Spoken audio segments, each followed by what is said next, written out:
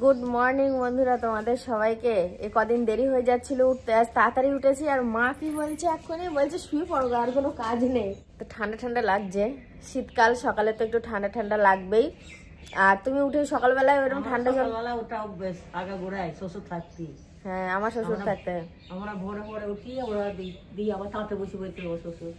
ও বাবা তাঁত বুনতো না বাড়িতে? তুমি পারো মা হ্যাঁ, তাঁত বুনতে? মায়ের মতো কিন্তু আমিও পারি। আমার মাও তাঁত বুনতো, আমি বসে বসে শিখে নিয়েছি। গামছা বুনতে পারি আমিও, লুঙ্গি বুনতো। আগে সব ঘরে ঘরে লুঙ্গি গামছাই বুনতো। 15খানা, তখন তো পয়সা ছিল। পয়সা ছিল না, ওই পয়সাই আবার দাম ছিল। আবার হ্যাঁ, ওইটাই অনেক দাম ছিল, তাতে চলেও যেত মানুষের। মনে কর 6-7টা করে শিল্পী রাখো, কার একটা নিয়ে চালাতে হয় না, তখন 6টা।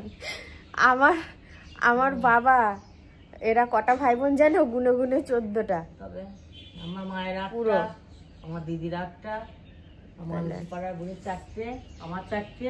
সকালবেলায় আমি একজনের নামে বদনাম করব, আমার বাড়িরই। তো বিষয়টা হচ্ছে ওই রাজুর নামে। কিছু কিছু কাজ আমার একদমই ভালো লাগে না।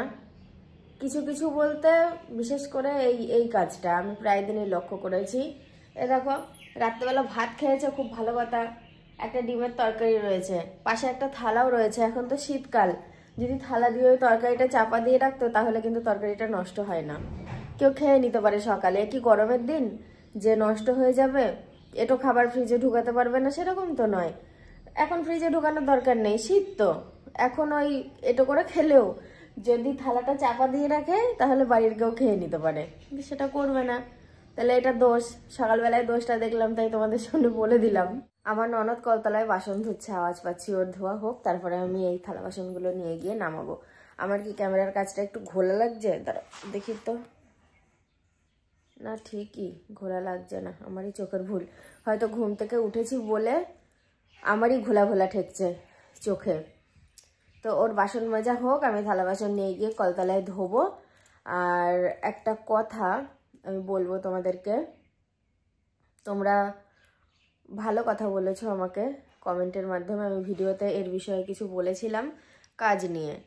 আমি বলেছিলাম ওর তো মানে সুখের জীবন, যখন খুশি তখন উঠবে, নিজের ইচ্ছা মতো চলবে।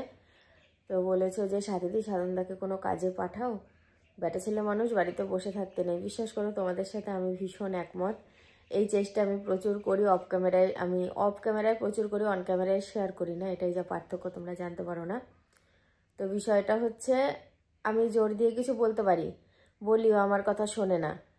আর বাড়িতে যারা আছে তারা বুঝালে ও বোঝে না, উল্টে তাদের সাথে ঝগড়া লাগিয়ে দেয়, একটা অশান্তির সৃষ্টি। অনেক দিন কাজ না করলে মানুষের যে একটা অলসতা ভেতরে চলে আসে, সেটা কিন্তু আমি ওকে খুব ভালো বুঝতে পারছি। আর এটাও ভাবছি যে এখন খুব বেশি এই একটা মাস আমি চাপাচাপি করব না, কারণ চেষ্টায় আছি। ওর একটা অসুবিধা আছে শরীরে, যেটা অপারেশন করতে হবে, আমি করিয়ে দেব এই মাসখানিকের মধ্যেই। তারপরে বিশ্রামের প্রয়োজন আছে। তারপরে সেটা শেষ হয়ে গেলে ও যত অশান্তি, যত ঝগড়াই আমার সাথে করুক, ওকে আমি মুনিশ খাটার কাজেও পাঠাবো, ওই অলসতাটা দূর করার জন্য। বুঝতে পেরেছো? আমি খুব চেষ্টা করি। বাড়িতে কেউ কিছু মানে একটু বলতে চাইলে ও তার সাথে ঝামেলা বাঁধিয়ে দেয়, গুণ আছে বিশাল। এ দেখো, একদম প্রথমে বিয়ের পর আর বেটা ছেলের কোনো নির্দিষ্ট কাজ, ফিক্সড কাজ না থাকলে তার ভেতরে একটু অলসতা চলে আসে। একদিন কাজ হলো, দুদিন হলো না, সে কাজে দেখবা তার যেতে ইচ্ছা করে না। ওরও তাই তেমন হতো, যখন মিলে কাজ করতো ওকে ডাকতে হতো না। একদম সকালবেলায় 6টায় ডিউটি ছিল, 6টা থেকে 2টো, 2টো থেকে রাত 10টা, নিজের গরজে উঠে যেত। কিন্তু ওই কাজটা যখন চলে গেল, মাঠে মুনিশের কাজ, জোগালে কাজ যখন ধরলো, ওই কাজ তো পরাধীন কাজ, মানে একদিন হতো, দুদিন হতো না, তখন ওই কাজে ওর অলসতা চলে আসতো, যেতে চাইতো না, বারবার বলতে হতো, এরকম করতো, আমি ঝামেলা করতাম। তো তারপরে যখন জলের ব্যবসাটা ধরলো, ওটা একটা না নির্দিষ্ট কাজ, তখন ও একটু অলসতা করতো না। এটা ওরও দোষ না পুরোপুরি, বেটা ছেলের নির্দিষ্ট কাজ না থাকলে অলসতা একটা চলে আসে অনেকের ক্ষেত্রে এটা। তো তাই আমি তোমাদেরকে কথাটা বললাম, মনে মনে ভাবছিলাম এটা করব। তো ওর ওই ঝামেলাটা মিটে গেলে তারপরে ওকে যে কোনো কাজে ওকে পাঠাতেই হবে। পয়সার থেকে বেশি দরকার যে ওর ভেতরে যেটা কাজ করছে, যে অলসতাটা কাজ করছে, সেটা দূর করার। এই ভিডিওটা দেখবে, দেখে টেকে হয়তো আমাকে পরে দুটো কথা বলবেও কিন্তু বললেও কিছু করার নেই, আমি ঠিক ম্যানেজ করে নেব। তবু ওর জানা দরকার যে না, আমি যেটা করছি সেটা ভুল করছি ভেতর থেকে। এই যে এখন চা বসাবো, চায়ের জল চাপিয়ে দিলাম। সংসারের কম বেশি অর্ধেক কাজ মোটামুটি হয়েছে। এই যে আমাদের তৈরি হয়ে গেল গরম গরম লিকার চা। ও মা, চলে এসো, চা রেডি। সকালে চায়ের পর্ব তো মিটে গেছে, তারপরে ঘরটার ঝাড় দিলাম। এখন দেখো এর মধ্যে আটা আর ময়দা মিশিয়ে নিয়েছি, নুন চিনি দিয়েছি, লুচি বানাবো কটা। আর যেটা আমাকে করতে হবে, একটা তেল ঢালতে হবে। এই তেলটা সেই কবে এনেছি, 1 মাস হয়ে গেল, ব্যবহারই করা হয়নি। তো এই বোতলটায় ঢালবো। এখানে একটা খালি বাটি নিয়েছি, একটু সর্ষের তেল আছে, ঢেলে নিই। তারপরে সাদা তেলটা এর মধ্যে ঢেলে নেব। এই যে এখন আমি লুচি খাবো। লুচির সাথে যেহেতু আমার ভালোবাসাটা কম, ওই জন্য আমি একটাই লুচি খাবো। মুড়ি 2 মুঠো খেয়ে আমি সহ্য করতে পারি, ভাত পারি, আমি লুচি আমি মানে লোভে পড়ে একটার বেশি 2টো খেলেও আমার শরীরের ভিতর কেমন করবে। আর কি বড় বড় লুচি দেখেছো?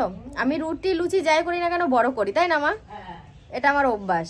ঠাকুর দাদার নামে কোনো জায়গার প্রমাণ দেখাতে হবে, নালে তোমার কিন্তু এই SIR ফর্ম ফিলআপে মানে প্রবলেম হবে। তুমি তো ধরো ভোট দাওনি, তখন বাইরে ছিলে, তো ঠাকুর দাদার নামে জায়গা ছিল, তোমাদের নামে করে দেয়নি, তোমরা বিক্রি করেছো। সেটা কাকে বিক্রি করেছো মনে আছে? তাদের বাড়ি চিনতে পারবা? তারা যদি অন্য কাউকে বেচে দেয় তাহলে তো কিছু করার নেই। না না, বেচবে না। তুমি জানো বেচবে কিনা? আমি জানি। তাদের জায়গার যে কাগজপত্র, সেখানে তো আমার ঠাকুর দাদার নাম থাকবে।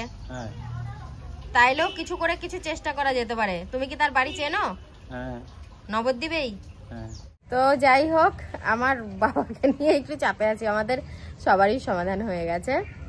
তো বাবার সকালে মানে কিছু ব্লাড টেস্ট ছিল, খালি পেটে নিয়ে গেছে, আর খাইয়ে দিয়েছি। খাওয়ার 2 ঘন্টা পরে আবার নেবে। বাবা তুমি যেন দূরে কোথাও যেও না, হ্যাঁ বাড়িতেই থেকো। এই শীতের সকালে এই একটা সমস্যা, একবার যদি রোদ্দুরে গা ভাসানো যায়, ব্যাস কাজকর্ম পুরো একদম টঙে উঠে যাবে, আর খেয়ালই থাকবে না। দেখো আমি রয়েছি এখানে, আমার ঠাকুরপো এসছে, আমার বাবাও রয়েছে। তো সবাই এখানে আর কি গল্প সল্প করছি। আর এখানে একটু দরকার মিটছে, হয়তো তোমরা আশা করি বুঝতে পারছো যে কি দরকার মিটছে। আমি আর ব্লগে বললাম না, তো সব কিছু তো আর বলা যায় না, অনেক গাইডলাইন থাকে।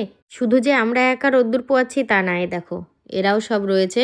আসলে বিষয়টা কি বলো তো, ঠান্ডা পড়ার জন্য না এদেরও খুব সমস্যা হয়ে গেছে। বাপি কয়েকটা চটের বস্তা কিনে এনেছে দেখলাম, এদের রাত্রে শোবার জন্য। নিচে মানে পেতেও দিচ্ছে, আবার গায়েও ঢাকা দিচ্ছে, যাতে করে ওদের ঘুমাতে সুবিধা হয়। গিন্নি, বলো। বাজারে রুই মাছ আছে, বোয়াল মাছ আছে, পুঁটি মাছ আছে, কোনটা নিয়ে আসবো? রুইও খাবো না, পুঁটিও খাবো না, বোয়ালও খাবো না। কি নিয়ে আসবো তাহলে? সয়াবিন? না, সোয়াবিনও খাবো না, কিছুই আনতে হবে না, আলু সিদ্ধ ভাত করবো। এই বছরে প্রথম মেথির শাক নেবো, একাটি মেথির শাক দাও। এই বছর আমিও তো প্রথম এনেছি আজকে। হ্যাঁ, মেথির শাক ভালো তো? মেথির শাক ভালো বলছে, যে বেগুন দিয়ে রান্না করবো শুধু ভালো লাগবে না, যে খাবে না। 16 টাকার শাক, আর কি বলো? এ দেখো মেথির শাকটা যে ভাজলাম, একাটি শাক বেছে টেছে নিয়েছি, এখন বেগুনটাই দেখা যাচ্ছে, শাক আর দেখা যাচ্ছে না।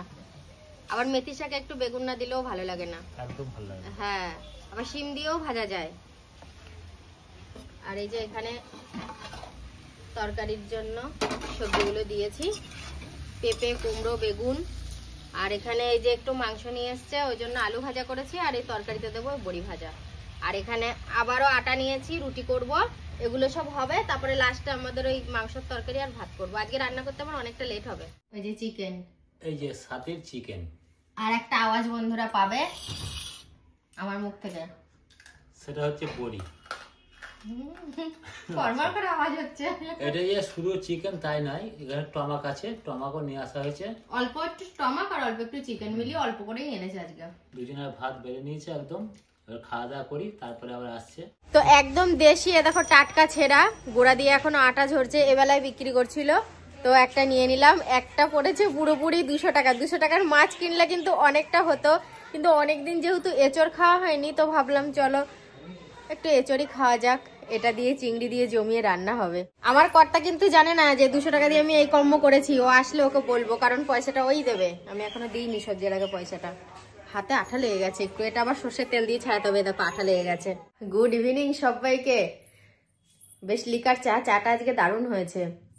আরে বাড়িতে তো রাম তুলসী গাছের গাদা, পাতার গাদা, আলসেমি করে করা হয় না, তাই আজকে আদা, রামতুলসী পাতা সবকিছু দিয়ে হালকা করে মিষ্টি দিয়ে একটু লিকার চা বানিয়েছি। আর শীত পড়ার পর থেকেই আমি এবেলা ওবেলা চা করছি, এই 2-4 দিন ধরে। কখনো শেয়ার করছি, কখনো করছি না, এই হচ্ছে ব্যাপার। ভালো লাগছে বেশ।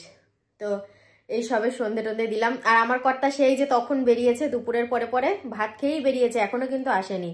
ও যদি 10 মিনিটের দরকারে যায়, ও গল্প করবে মনে হয় 2-3 ঘন্টা। দরকার মিটে গেছে কখন তার ঠিক নেই, হয়তো কাছের কোনো চায়ের দোকানে এসে বসে গল্প সল্প করছে, হয়তো কিছুক্ষণ পরে আসবে। আর আমি তো শুধু এটার কথা ভাবছি, জানো তো, এটা আমি কি দিয়ে বানাবো। একবার ভাবছি একটু চর্বি কিনে এনে বানাবো, খাসির চর্বি, আর একবার মনে হচ্ছে না চিংড়ি দিয়ে বানাবো। তো চিংড়ি দিয়েই বানাতে পারি, দেখি কালকের দিনটা আসুক, তারপরে কি করা যায় দেখছি। ও তুমি খাচ্ছ, আর বন্ধুদের তো রাগ হবে, বলবে আমাদের সাধনদা আমাদেরকে না দিয়েই খায় শুধু। এসো এসো। একটু দাও তো, ওই একটু শাখা পড়াতে যাচ্ছি সুন্দরকে। আচ্ছা, শাখা বেড়ে গেছে?